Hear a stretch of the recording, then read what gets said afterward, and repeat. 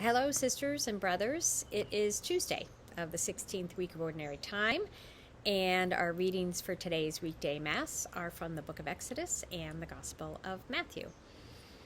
Both readings today prompt me to reflect on tribes, clans, family, kinship, and to whom we extend our hand and from whom we accept the hand offered. So the first reading today is from Exodus. It starts at chapter 14, verse 21, and it goes through chapter 15, verse 1. It continues the story we've been hearing the past days about the dramatic liberation of the Hebrew people from their enslavement in Egypt. It doesn't get much more dramatic than today's reading when God tells Moses to stretch out his hand, whereby the Israelites march on dry land in the midst of the parted sea, and then God tells Moses to stretch out his hand again, whereby the water flows back. And we know the pursuing Egyptians with horse and chariot are cast into the sea. Today's reading from Matthew, which is chapter 12, verses 46 to 50, has Jesus stretching out his hand in this inclusive gesture, saying, "This is my family. Whoever does the will of Abba God in heaven is my sister and brother and mother." And in both readings, this outstretched hand leads to an opening, a path to freedom. Lately, I have been watching the series The Vikings. I should say, lately I've been covering my eyes and not watching The Vikings. The violence in this 7th century historical piece can be unbearable. Ragnar Lothbrok, he's a Viking chief.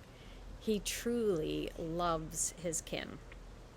He will do anything to protect them.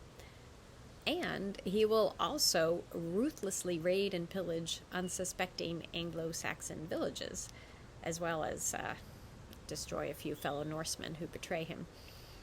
I think this love for and desire to protect one's family, especially the vulnerable members, the way Ragnar Lothbrok feels about his young sons, I think this is natural, as in it is what comes naturally, by instinct.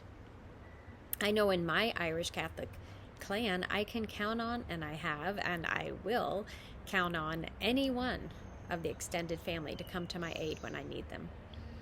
It might not look like the fierce tribal loyalty of the Vikings, or if you've watched another historical piece, The Outlanders, like that of the Scottish clans, but its roots are there. So when Jesus in today's gospel asks, "Who is my mother? Who are my brethren?"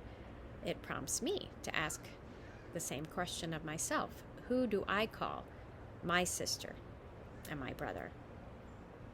What does Jesus' expansive notion of kinship really mean in my life?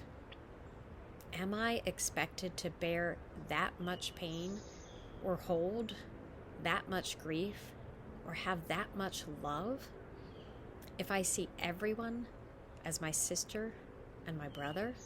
Is that natural? And is that even possible? At least for some of us, it might mean going against an instinctual tendency. The concept of agera contra, meaning to go against, it's part of our Ignatian spiritual toolkit, and it could help here. Agera contra means going beyond our often unconscious automatic responses, sometimes beyond the things that make us feel safe, and tapping the deepest desires of our soul, the dearest freshness, deep down things that Gerard Manley Hopkins writes about. The author Marilyn Robinson asks, what will it take for people to shelter and nourish and humanize one another as one family? She calls this creative work, requiring discipline and imagination. I think she's right that it is creative work requiring discipline and imagination.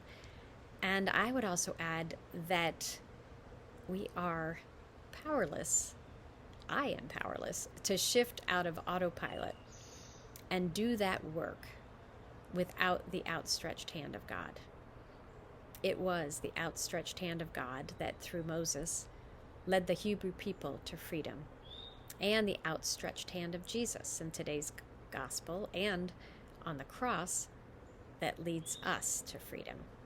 Freedom from all that holds us back, and freedom to live our lives together as God intended. Today, I'm going to pray with the image, that image of accepting and clasping God's outstretched hand. And I'm going to imagine people everywhere stretching out hands to one another. I don't know where the freedom to love that way will take us, but the prophet Isaiah imagined that peaceable kinship, the kingdom of God. He thought it would look something like this. The wolf will dwell with the lamb, and the leopard will lie down with the young goat. The calf and the lion will graze together, and a little child will lead them.